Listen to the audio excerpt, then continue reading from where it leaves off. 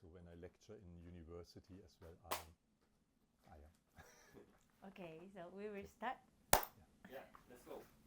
Okay. Hi, Ingo. Yeah, I'm so happy that I'm here for interview. Could you begin with a brief greeting and self-introduction? So my name is Ingo Baumgarten. Ingo is my first name, Baumgarten is a family name. Often people mix up here. And I'm from Germany. I'm born in Western Germany, which is important for people of my generation. And inside of Germany, I moved around several times so that I do not have a clear hometown and so on. I'm born 1964, and directly after finishing school, I entered art school in Karlsruhe.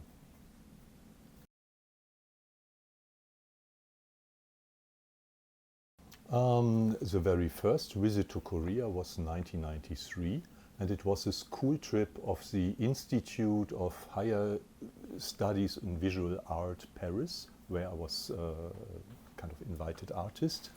And we made this trip to Korea to have a symposium at the Daejeon Expo 1993.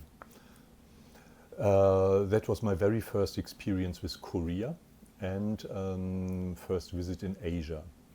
I was quite interested and fascinated of what I saw, and that made me interested to go again to Asia, and some years later I could go to Japan and lived there for a couple of years. In Japan I met my wife, who's Korean, and after we married and I was looking for a job to give financial support as well to our family. She told one day, oh, there's a job opening fitting to you, but it's in Korea. It was Hongik University. I got this job, and since I'm here.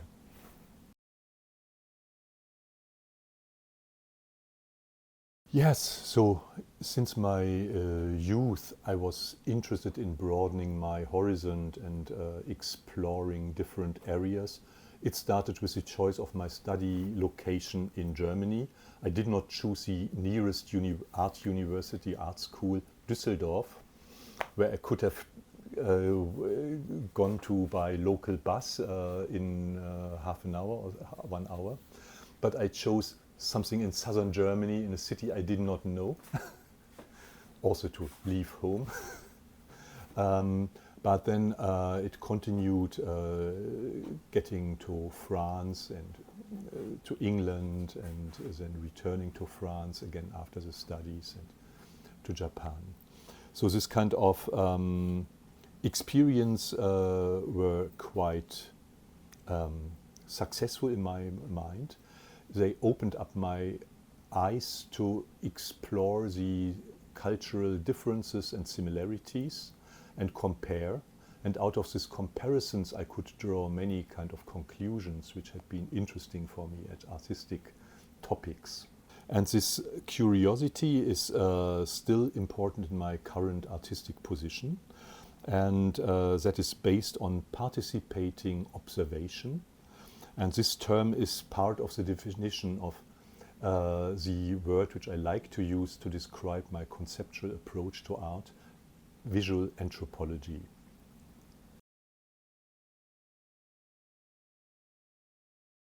Yes, visual anthropology is a term which was shaped by artists who have had somehow a little bit similar approach to me. When I discovered this on the website of an art university 25 years ago, I thought, yes, that's describing my work too, and I took that over. So anthropologists, they make field research, field studies. They go to the societies, to the people they are interested in, and live with them, share their experience and take part. At the same time they observe and they draw their scientific conclusions out of their observations. Artistic visual anthropology is drawing no scientific but artistic conclusions out of this, making artifacts, visual artifacts from this kind of observations. That is what I'm doing.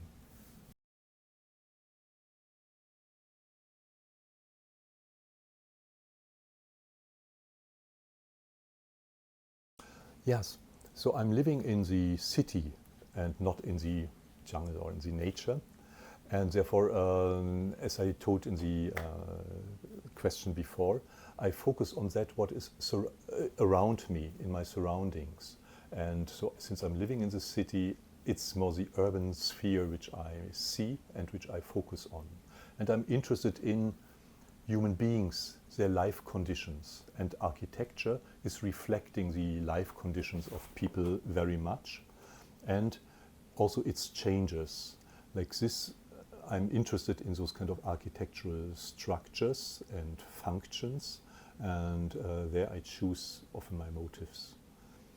People I do not like to show in my paintings because a figure is inviting always for identification or for the story which is telling.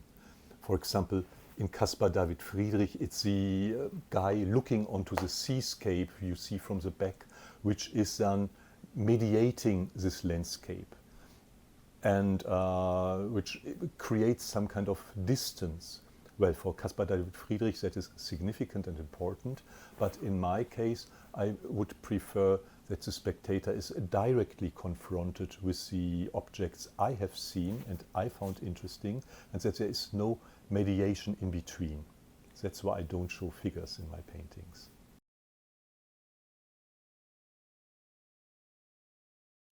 Yeah, the final choice of motifs is done in the studio. First, when I'm outside and when I'm looking around with my kind of artistic mood, I take nowadays pictures, and later in the studio I watch the pictures again and ask myself, why did I take that? What was interesting for me in this picture? And that might be functional aspects, it might be social aspects, it might be aesthetical effects like colors, structural contradictions or so on, which interest me. And after I analyze this kind of fascination which made me on the first place interested in those things, I think about, could that be interesting in an image, in a two-dimensional image? Then I start making maybe drawings and think about scale of painting, proportions of painting, and composition. And when then in the sketchbook I come to the conclusion, okay, that's it, that's interesting, I might start then on the canvas and take over the composition which I have tried out in sketchbook. And when I once start on canvas, I try not to make really big changes anymore. I try to have this kind of decision process before starting on canvas.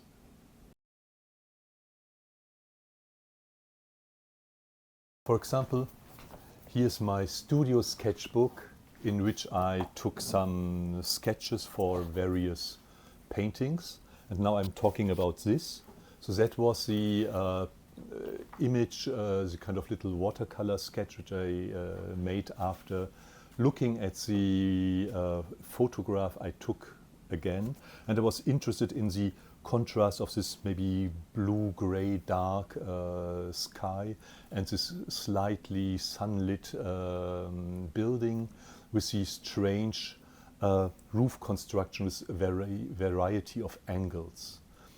Then later I took on thinking about this, and I decided on this kind of construction, this kind of proportion for a small painting of 30 by 40 centimeter.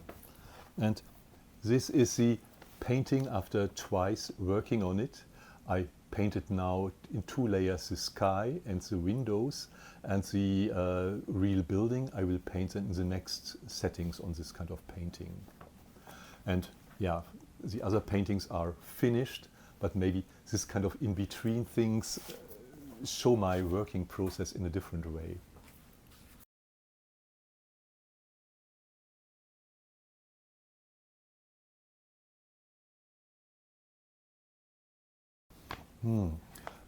That's a question which usually, or until quite recently, I hardly thought about, and thinking about the conceptual interests but not the aesthetical ones.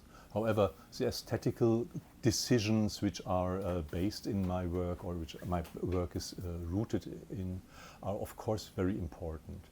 I'm quite attracted to symmetry, because symmetry is something in, I think, not just in European art, standing for meaningfulness, for beauty, and giving like this meaning or beauty to things of the banal everyday life seems to be somehow a contradiction, but it as well can be used to highlight certain kind of message of images when they follow this kind of maybe classical composition criteria.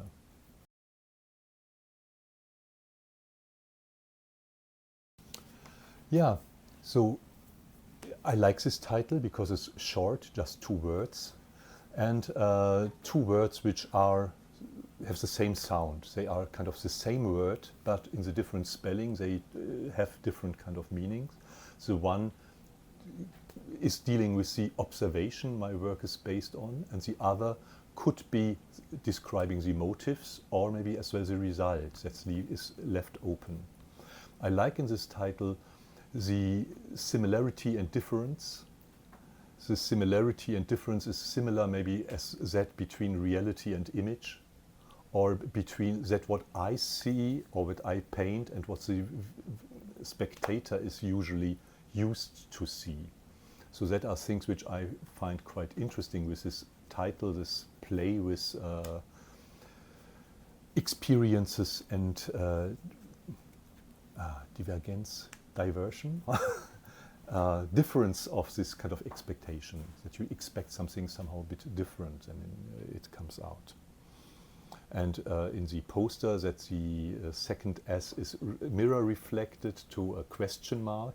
That's also quite nice, and as well fitting to the subtopic of this exhibition, windows. That the windows are reflecting, and this S is reflected and puts up some question.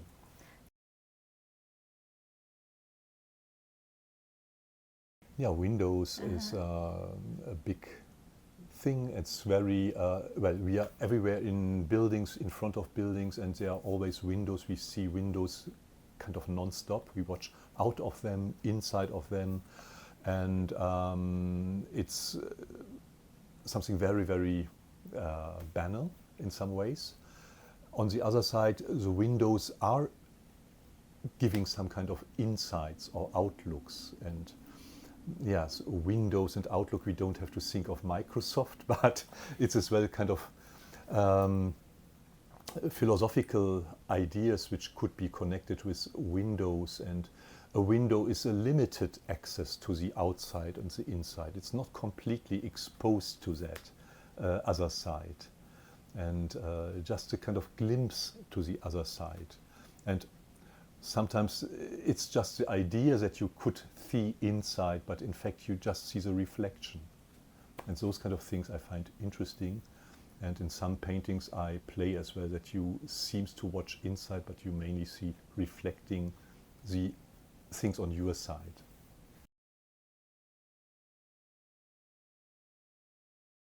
Well, is that so? Maybe with a really old work from student time in Germany, it was autumn, it was winter, grey sky, and less colors in the 1980s than maybe nowadays. But that is not really a conscious decision that I change my color scheme. I'm attracted to certain colors quite since always. Some kind of green, turquoise tones I had been often quite attracted to, I notice myself. And I like to paint them as well. That there is a direct change from one period to another. Yes, when I look at early student time paintings, they are more blackish, more gray than newer paintings.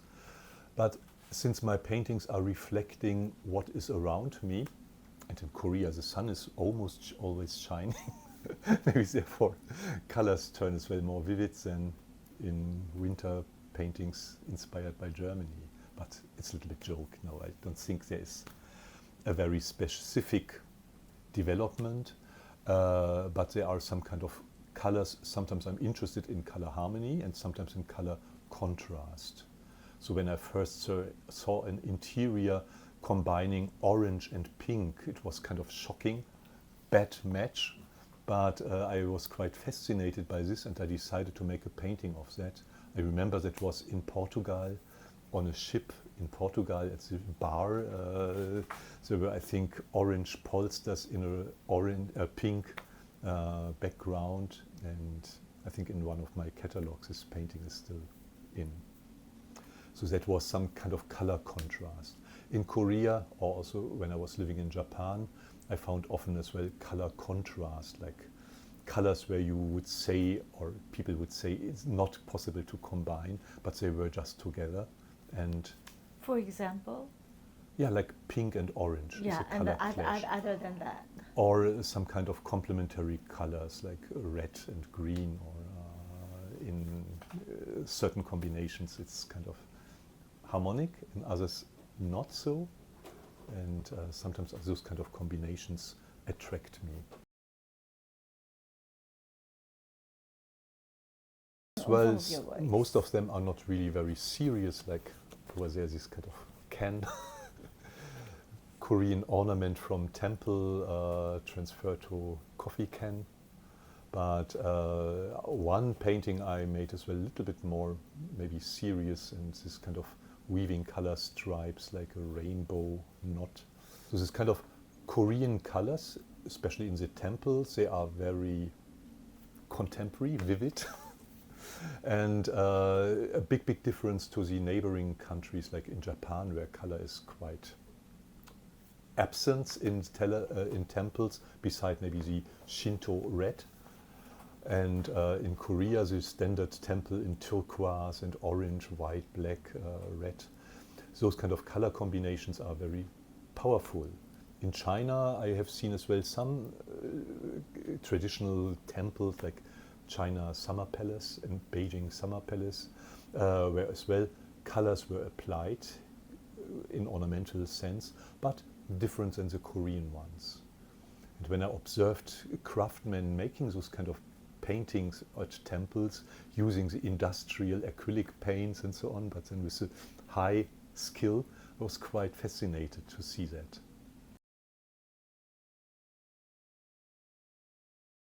Well, this working on several paintings at the same time, it's mainly a craft technical thing, because I work with oil color, and oil color needs quite a long time to dry. And in my way of working, I need that certain surfaces are dry before I can add the next surface to its edge, without that they mix uncontrolled. Therefore, I have to work for several days often until paintings are dry enough that I can continue. And in the meantime, I can work on the other ones. And when I work in series, like that the paintings have some kind of conceptual connection, then it's much easier to jump from one painting to the other, than when the paintings have no connection at all, and it's then like restarting completely, getting into a different mode. But of course my paintings are all inspired by my observations, and I have enough routine that I can quite easily jump from the one to the other one without having a conceptual new start necessary.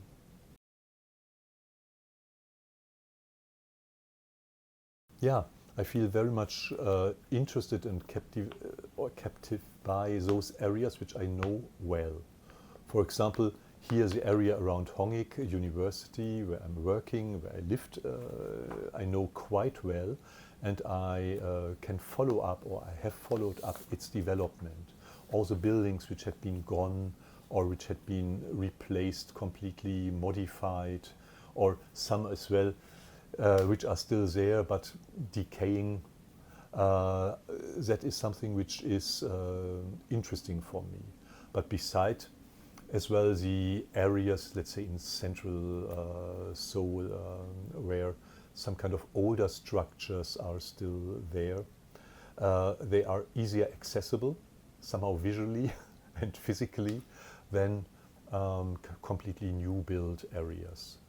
And the grown cityscapes, which are in many areas still there, I prefer much more to the product-like constructed apartment compounds, which have very little individuality, and they don't give space as well for people's individuality. So when I came here to Korea, and in some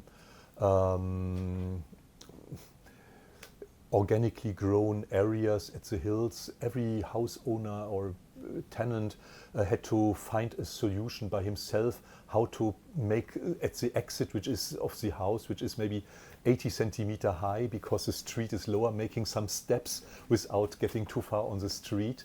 And there are kind of constructive creativities which are on a very individual level interesting. In Ahyeon, for example, I saw those kind of things, and in areas which are then remodeled and houses, big apartment blocks are built, there is no place for individual modification anymore. There's less need for that, of course, but there's as well no possibility at all to break in the apartment house, maybe a window. When you think, I want in my bathroom a window, I want in my apartment bathroom a window, but it hasn't.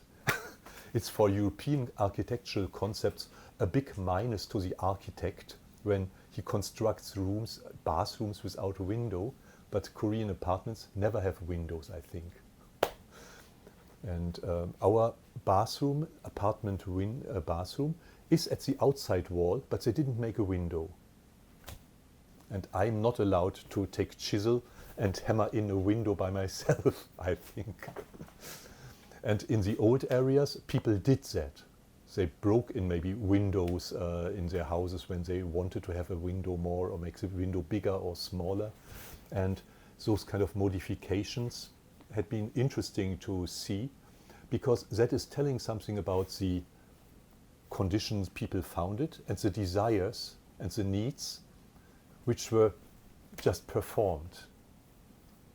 And in these modern houses, you must fulfill the kind of expectations of the designers, and you are not really invited to modify things yourself.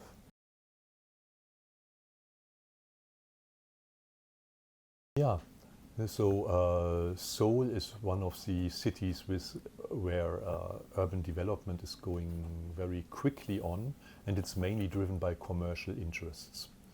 And in European cities, I've hardly ever seen or heard about that whole areas of city get completely destroyed and replaced with completely different kind of structures.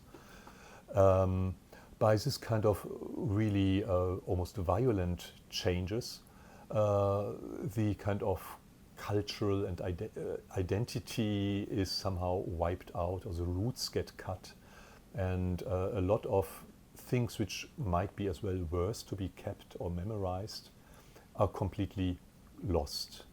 And as I said before, in this kind of new areas, they leave little space for individuality. And I see that as well with my students who are raised up already in the kind of apartment world, that it's leaving some kind of traces, that kind of limited possibility to unfold individual desires and needs and so on.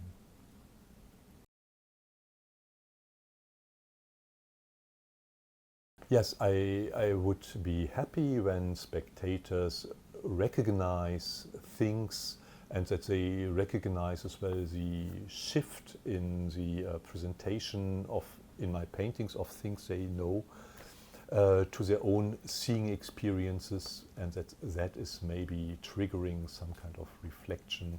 And when people, after seeing my exhibition, see in their own surroundings sometimes some Ingo Baumgarten-like motifs and think about it, then visual communication has started and worked somehow.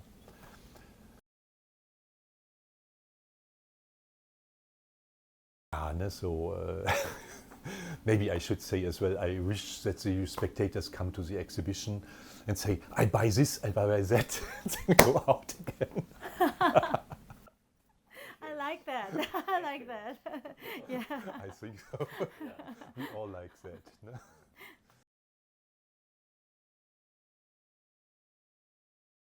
Ooh, that's a big, big question. And I have done many lectures about that. So first, art has a role on the individual level psychologically for the artist and for the art spectator. So art can be like a valve to let out certain pressure or discomfort for which is there.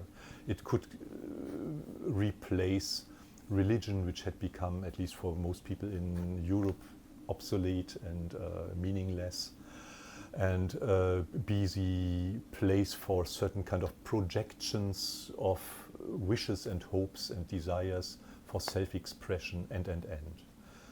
On the level of spectators, it could be similarly like a valve, something else to the usually routines and works, and a kind of luxurious topic to deal with instead of work and other things.